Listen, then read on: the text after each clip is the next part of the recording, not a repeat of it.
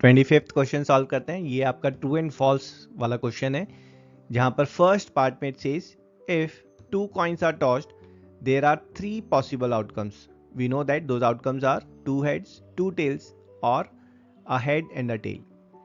Now it says thus probability of each one, probability of having two head or two tail is 1/3। तो ये जो statement है, ये statement हमारी false है। ठीक है, ये स्टेटमेंट फॉल्स क्यों है? क्योंकि प्रोबेबिलिटी में हम कभी भी ऐसा नहीं बोलते हैं कि मेरी लॉटरी या तो लगेगी या नहीं लगेगी। तो लॉटरी लगने के चांसेस 1/2। ये सिर्फ हम तब बोल सकते हैं जब हमारे पास ये जो आउटकम्स हैं ये इक्वल लाइकली हो। अब लॉटरी लगने का आउटकम और ना लगने का आउटकम जो है वो इक्वली लाइकली नहीं है, तो इसलिए वो 1/2 नहीं होता। Same goes in this case, जब आप टू हेड्स और टू टेल्स की बात करते हैं, है ना, तो ये तो इक्वली लाइकली हैं, but one head and one tail that's not equally likely. ऐसा क्यों है? क्योंकि जो जब आप टू कॉइन्स को टॉस कर रहे हैं तो दो हेड और दो टेल, चार में से एक ही वे है जिसमें वो आ सकते हैं ना।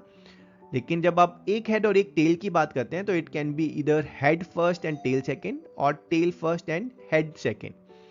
ठीक है, तो एक हेड और एक टेल के जो आने के चांसेस हैं those are twice of two heads and two tails. ठीक है, इसलिए probability will not be same and this statement is incorrect. Second statement it says when we are throwing a dice, तो यहां पर सिर्फ दो ही आउटकम पॉसिबल हैं, या तो नंबर ऑड होगा या फिर नंबर इवन होगा, एंड दस probability of odd number happening is 1/2। Okay, यहां पर ये जो स्टेटमेंट है that's correct, that the probability of odd number coming on the dice is 1/2।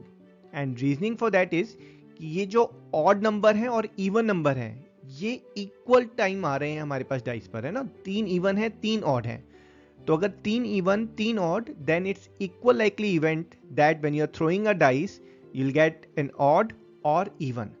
और क्योंकि ये जो आउटकम्स हैं ये इक्वल लाइकली है, and thus we can say the probability of odd number coming is same as probability of even number, which is same as half, and that's our answer.